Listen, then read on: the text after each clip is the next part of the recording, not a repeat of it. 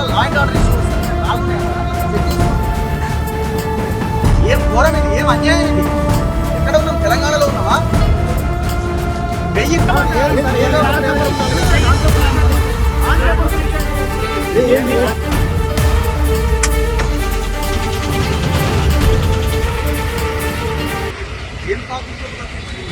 కెమెరాలు తీరి మీడియా మేము మీడియాకి ఏముంటుందండి? ఎందుకు అడుగుకుంటారు? అంటే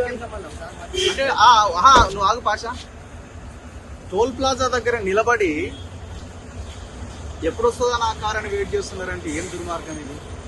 మేము వెళ్తాం సార్, మమ్మల్ని వదిలేయండి. మేము ప్రజల కోసం వెళ్తున్నాం సార్. ఒక్క నిమిషం కాదు, 1900 పేద ప్రజల కోసం వెళ్తున్నాం. కూలీలు ఉన్నారా? కూలీలు లేబర్ పని చేసుకునే వాళ్ళ భూములు.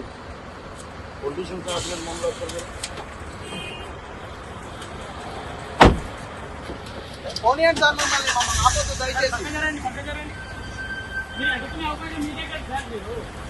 ఏ రకంగా ఏమవుతుంది చెప్పండి. ఎట్లా ఆపుకుంటారు?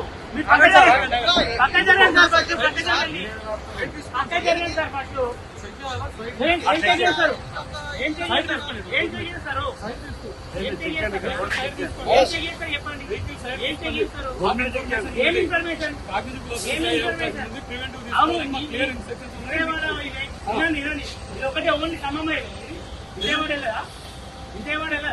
ఖమ్మం అడుకోండి. మీరు ఇక్కడ అడుకునేది, మీరు ఇక్కడ అడుకునేది, మీరు ఇక్కడ అడుకునేది, మీరు ఇక్కడ అడుకునేది.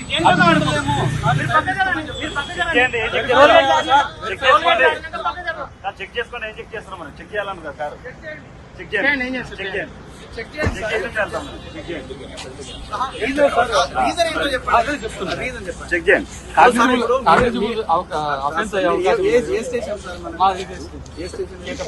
కేతపల్లి పిఎస్. సరే, మిమ్మల్ని మీకు పైనుంచి ఆర్డర్స్ వచ్చినాయి. ఏమన్నా ఆర్డర్స్ వచ్చినాయి? కాగ్నిజిబుల్ అఫెన్స్ అయ్యే అవకాశం ఉంది. కాగ్నిజిబుల్ అఫెన్స్ అంటే లా అండ్ ఆర్డర్ ఇష్యూ అయ్యే అవకాశం. ఎక్కడ? అక్కడ లా అండ్ ఆర్డర్ ఎక్కడ అవుతుంది? ఎక్కడైనా మేము అక్కడికి వెళ్తే లా అండ్ ఆర్డర్ ఇష్యూ ఏంది? పేదోళ్ళ గుడిసెలు కూడా కొడుతున్నారని మేము అక్కడికి వెళ్తున్నాము. మేము పొలిటీషియన్స్ కాము, ఓన్లీ మీడియా జర్నలిస్ట్ గా అక్కడికి వెళ్తున్నాము. ఇది లా అండ్ ఆర్డర్ ఇష్యూ ఎట్లా అవుతుంది? చరిత్రలో మొదటిసారి అనుకుంటా జర్నలిస్టులు లా అండ్ ఆర్డర్ ఇష్యూ వస్తుందని చెప్పడం. చరిత్రలో మొదటిసారి. వెహికల్ సైడ్ తీసుకోండి. ఎందుకు తీస్తాను సార్? మీరు రీజన్ చెప్పండి. రోడ్డు మీద అబ్స్ట్రక్షన్ అవుతుంది. మీరు ఆపిందే రోడ్డు మీద కదా సార్? రోడ్డు మీద దారుణమైంది. ఓకే సార్, మీరు వెళ్ళలేదు కరెక్టే. దేనికి ఆపిన తర్వాత ఆపినా సార్, సైడ్ తీసుకోండి. చెప్తా సార్. అంటే కనకదుర్గ మాతను దర్శించుకోవడానికి పోతున్నా. అదే సార్, వెరిఫై చేస్తాం. ఎట్లా మీరే వెరిఫై చేస్తారు? అరే ఏం అన్యాయం. ఎక్కడ పోతున్నాం? వెహికల్ సైడ్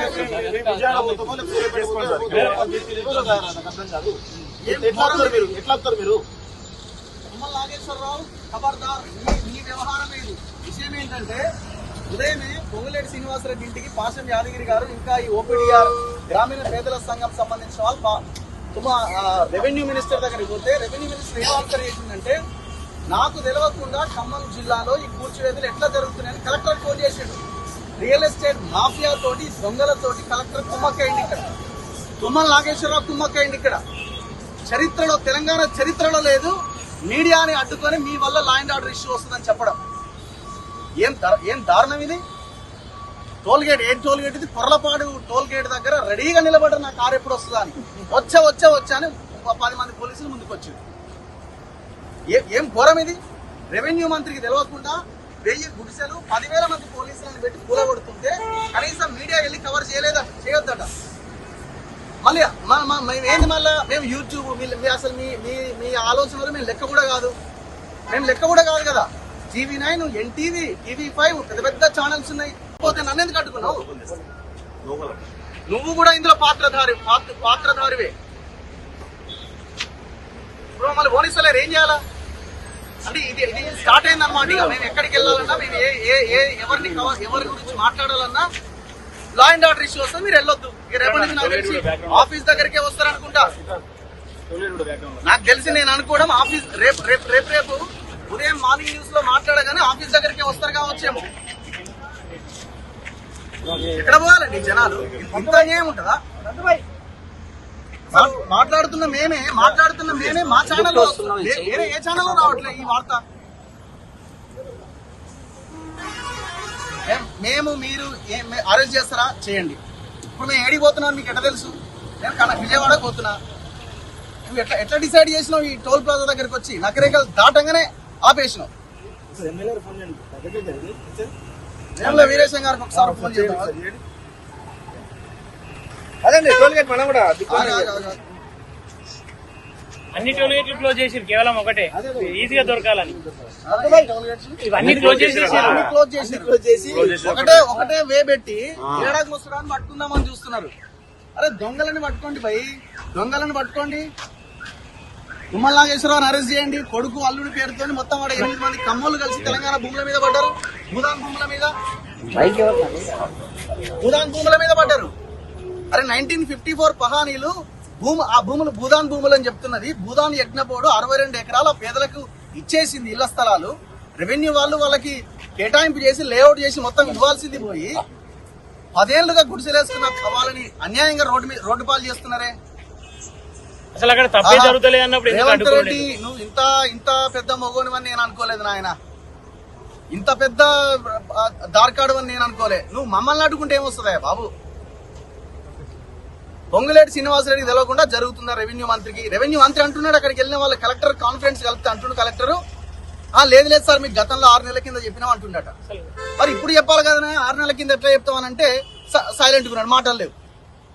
జై తెలంగాణ మిత్రులారా, ఈరోజు ఉదయం ఖమ్మంలో జరిగినటువంటి దాదాపు వేలాది మంది ప్రజల గుడిసెలను కూల్చినటువంటి నేపథ్యంలో మేము ఈరోజు కాలోజీ టీవీ కానీ, మనతోలు వెలుగు కానీ, దాదాపు ప్లస్ టీవీ తెలంగాణ కానీ, ఈనాటి 6 టీవీ కానీ, ఇలా చాలా మంది ఛానల్స్ అందరం కలిసి అక్కడ పేదోళ్ళ ఇబ్బందులను కవర్ చేయడానికి వెళ్తుంటే మరి రేవంత్ రెడ్డి ఆదేశాల మేరకు తెలియదు కానీ మొత్తానికైతే తుమ్మల నాగేశ్వరరావు ఆదేశాల మేరకు, పొంగులేటి ఆదేశాల మేరకు తెలియదు కానీ మొత్తానికైతే అక్కడికి వెళ్లకుండా నకిరేకల్ టోల్ గేట్ దగ్గర మమ్మల్ని అక్రమంగా అరెస్ట్ చేసి ఎలాంటి కనీసం ప్రివెంటివ్ అరెస్ట్ అని చెప్తూ దానికి రీజన్స్ చెప్పకుండా ఈరోజు మమ్మల్ని ఎక్కడికి తీసుకెళ్తున్నారో తెలియని పరిస్థితి కనబడతా ఉంది. పోలీస్ డిపార్ట్మెంట్ మొత్తం కూడా ఈరోజు మమ్మల్ని అడ్డుకొని ఎక్కడికి తీసుకెళ్తున్నారో తెలియట్లేదు. సో దయచేసి తెలంగాణ సమాజం దీనందరినీ కూడా గ్రహించాలని చెప్పేసి కోరుతా ఉన్నాం. ఎందుకు మేము పోతున్నాం అనేది ఒకసారి మీకు చెప్తాం మిత్రులారా. 2014 జనవరిలో భూదాన్ బోర్డు కి సంబంధించి కొంతమంది పేదలు అప్లికేషన్ పెట్టుకుంటే దాదాపు 1800 మందికి 2014 ఏప్రిల్ లో 100 గజాల చొప్పున భూదాన్ బోర్డు భూమి కేటాయించడం జరిగింది. దాని తర్వాత ఆ లేఅవుట్ కూడా ఇవ్వడం జరిగింది. దాని తర్వాత దాని పక్కనే కలెక్టర్ ఆఫీస్ రావడంతో భూముల రెక్కలు పెరగడంతో అక్కడ కొంతమంది తుమ్మల నాగేశ్వర సంబంధించిన వాళ్ళు, గతంలో పువ్వాడాజీ సంబంధించిన వాళ్ళు, ఇప్పుడు తుమ్మల నాగేశ్వరరావు గ్రూప్ లో ఉన్నారు. వీళ్ళందరూ కలిసి అక్కడ చుట్టుపక్కల మొత్తం కూడా కబ్జాలు చేసి పెద్ద ఎత్తున ఆ భూములు లాక్కోవడానికి ప్రయత్నాలు జరుగుతుంటే గతంలో చాలా సార్లు కూడా వేలాది మంది పోలీసులు, కొంతమంది దుండగులు వెళ్లి కూడా అక్కడ అక్రమంగా వెళ్లి అడ్డుకుంటూ ఉంటే అక్కడ ప్రజలు గుప్పలు పట్టుకొని తిరగబడడం జరిగింది. ఈ రోజు గత వారం క్రితం మేము అక్కడికి వెళ్లి స్టోరీ చేయడం జరిగింది.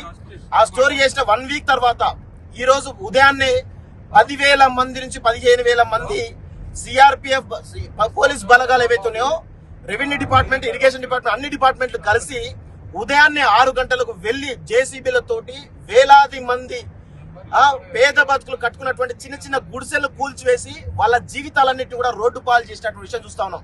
సో దయచేసి తెలంగాణ సమాజం గ్రహించాలి, రేవంత్ రెడ్డి పాలన ఏ విధంగా ఉంది, రేవంత్ రెడ్డి ఎంత దుర్మార్గంగా వేరుస్తుందో అర్థం చేసుకోవాలి. ఎవరి అడుగులకు మడుగులొత్తుతూ ఈరోజు అక్కడ పేదల భూముల పైన కబ్జాదారుల ఈరోజు ఎంత దారుణంగా వేరుస్తున్నారో ఒక్కసారి అర్థం చేసుకోవాలి. దీనికి ప్రధాన కారణం తుమ్మల నాగేశ్వరరావు, అదేవిధంగా పొంగులేటి శ్రీనివాసరెడ్డి, అక్కడటువంటి మంత్రి డిప్యూటీ సీఎం అయినటువంటి బట్టి విక్రమార్కే ఆ పేదల భూముల పైన పడి ఈరోజు అరాచకం చేస్తా ఉన్నారు. దయచేసి తెలంగాణ సమాజం అంతా కూడా గ్రహించాలి. దీనిపైన అందరూ కూడా నోరు విప్పాలని చెప్పేసి కూడా ఈరోజు ఆ ప్రజల పక్షాన మేము కోరుతా ఉన్నాం. Thank you very much. జై తెలంగాణ. తుంగతుర్తి నియోజకవర్గం శాలిగౌరారం పోలీస్ స్టేషన్ లో తీసుకురావడం జరిగింది. నాతో పాటు రఘు, నగేష్, వెంకట్ తో పాటు దాదాపు 10 మంది జర్నలిస్టులను అరెస్ట్ చేసి కొంతమంది వేరే పోలీస్ స్టేషన్ తీసుకెళ్లిరు. మమ్మల్ని మాత్రం ఈ తుంగతుర్తి నియోజకవర్గమైనటువంటి శాలిగౌరారం పోలీస్ స్టేషన్ కు తీసుకురావడం జరిగింది.